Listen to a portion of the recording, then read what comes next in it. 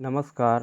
आज हम कक्षा 10वीं विज्ञान अध्याय 18 ऊर्जा स्वरूप एंड स्रोत एनर्जी फॉर्म एंड सोर्स इसके बारे में अध्ययन करेंगे। अपने सिलेबस अनुसार आज हम ऊर्जा का अध्ययन करना है। तो इसमें बहुत सारे ऊर्जा है। अपने दैनिक जीवन में ऊर्जा की अति आवश्यक है। हर राष्ट्र को, हर देश को, पूरी दुनिया में ऊर्जा की आवश्यकता है। ऊर्जा की संरक्षण की भी आवश्यकता है। तो इसकी में जैसे ऊर्जा संरक्षण के नियम से ऊर्जा का रूपांतरण एक रूप से दूसरे रूप में होता है। इसी प्रकार ऊर्जा के कई रूप होते हैं। ईंधन के जलने की प्रक्रिया को जैसे दहन कहते हैं, और ईंधन जब जलता है तो हमको ऊर्जा मिलती है। इसी प्रकार सोलर कुकर एक ऐसी युक्ति है जिससे सूर्य द्वारा विकिरित ऊर्जा द्वारा जो विकिरित ऊष्मा है वो ऊर्जा का उपयोग करके खाना पकाने के लिए प्रयोग करते हैं। सौर तापन युक्तियाँ हैं ये, जिनमें सौर ऊर्जा का अधिकाधिक संग्रह कर सकते हैं।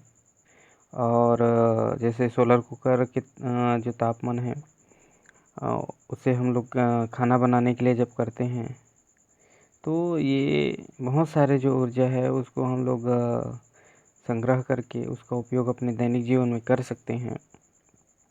ठीक है। जैसे बायोगैस है, ये भी ऊर्जा का एक स्रोत है। इससे भी ऊर्जा प्राप्त कर सकते हैं। जैसे कार्बन डाइऑक्साइड है, हाइड्रोजन है और हाइड्रोजन सल्फाइड है, इसका एक मिश्रण है। ठीक है। इसका एक घटक बायोगैस का मीथेन है। इसी प्रकार नाभिकीय ऊर्जा है। तो जैसे किसी पदार्थ के परमाणु है, उसके केंद्र में स्थित नाभिक है, उसमें ऊर्जा का असीमित भंडार होता है। ठीक इसी प्रकार नाभिकीय ऊर्जा से में ही नाभिकीय संलयन है, नाभिकीय विखंडन है। ठीक, तो ऐसे बहुत सारे ऊर्जा का स्रोत है जिसका उपयोग हम अपने दैनिक जीवन में कर सकते हैं। और बहुत सारे ऐसे ऊर्जा है जिससे पर्यावरण की हानि भी होती है, और कुछ ऐसे ऊर्जा है जिससे पर्यावरण हितैषी है, पर्यावरण को कोई हानि नहीं होता। ठीक, और इसके बहुत सारे अलग अलग स्रोत हैं। ठीक, तो परंपरागत ऊर्जा स्रोत है, गैर परंपरागत ऊर्जा स्रोत है। ठीक, तो इसके बारे में सब अध्ययन करेंगे इस चैप्टर में। जैसे एक चीज़ और है, क्रेडा है, छत्तीसगढ़ राज्य अक्षय ऊर्जा विकास प्राधिकरण। ठीक, तो ये छत्तीसगढ़ जो शासन है ये ऊर्जा विभाग का उपक्रम है। ठीक, जिसे ऊर्जा का संरक्षण कैसे करना है, उसकी बचत कैसे करनी है, उसके उपयोग कैसे करने, इसमें बहुत ऐसे एक विभाग है। इसी प्रकार हम अन्य जो ऊर्जा है जैसे पवन ऊर्जा है उसका उपयोग यांत्रिक कार्य करने के लिए हम कर सकते हैं, विद्युत उत्पादन के लिए कर सकते हैं। जल है, जल ऊर्जा जैसे बहते हुए पानी से प्राप्त किया जा सकता है। ठीक, जिसका उपयोग जल विद्युत उत्पादन में होता है।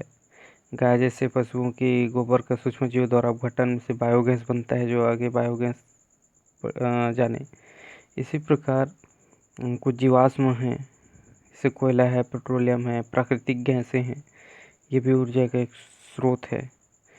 और समुद्र में, जैसे समुद्रों में ऊर्जा है तो ज्वारीय ऊर्जा, तरंग ऊर्जा, महासागरीय ऊर्जा आदि है। इसी प्रकार बहुत सारे ऊर्जा का जो स्रोत हैं जिसका उपयोग हम अपने दैनिक जीवन में करते हैं। ठीक है, आज हम देखेंगे आगे इसमें आखिर ऊर्जा क्या है, या आखिर ऊर्जा है क्या। तो ऊर्जा द्वारा हम कोई भी कार्य कर सकते हैं। किसी भी कार्य को संपन्न करने के लिए हमको श्रम करना पड़ता है, और किसी भारी वस्तु को उठाने के लिए अधिक कार्य करना पड़ता है, और इसमें अधिक ऊर्जा की आवश्यकता होती है। ठीक, तो कार्य और ऊर्जा के बारे में हमने पिछले कक्षा में पढ़ चुके हैं, या जान चुके हैं, या इसके बारे में समझे होंगे। तो हमने देखा कि ऊर्जा और कार्य का सीधा संबंध है। अधिक कार्य करने के लिए आपको अधिक ऊर्जा की ज़रूरत होगी, है ना। आपके पास जितनी अधिक ऊर्जा होगी आप उतना ही अधिक कार्य कर पाएंगे। तो इसी में ऊर्जा शब्द का आविष्कार आज से 200 वर्ष पूर्व एक ब्रिटिश वैज्ञानिक है जिसका नाम है थॉमस यंग, इन्होंने किया था। थॉमस यंग ने ऊर्जा शब्द है एक यूनानी वाक्य अंदर कार्य इससे प्रेरित होकर इजाद किया। उनके अनुसार ऊर्जा के अंदर कार्य छिपा है और आप उस ऊर्जा का उपयोग से कार्य कर सकते हैं। ठीक, हमारे शरीर में भी एक निश्चित मात्रा में ऊर्जा है। जितना अधिक हम कार्य करेंगे उतनी अधिक ऊर्जा की खपत होगी और हमें थकान महसूस होने लगता है। आप सब महसूस किए होंगे, जानते समझे होंगे या अनुभव किए होंगे। इस ऊर्जा की आपूर्ति के लिए हमें भोजन की आवश्यकता होती है। ठीक है, फिर हम आगे देखेंगे मनुष्य और ऊर्जा।